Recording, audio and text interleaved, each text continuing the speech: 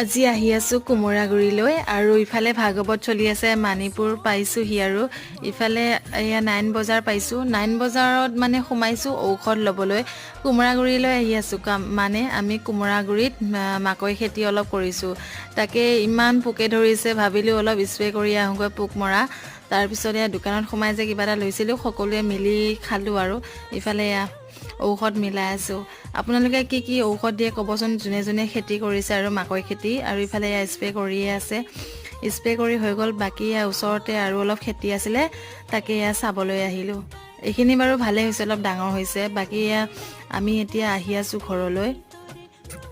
আপোনালোকে মোৰ ভিডিঅ'বোৰ চাই ভাল পায়নে বাৰু কমেণ্টত জনাবচোন কেনেকুৱা হৈছে আৰু ৰাতি খাবলৈ মাছ অলপ লওঁ বুলি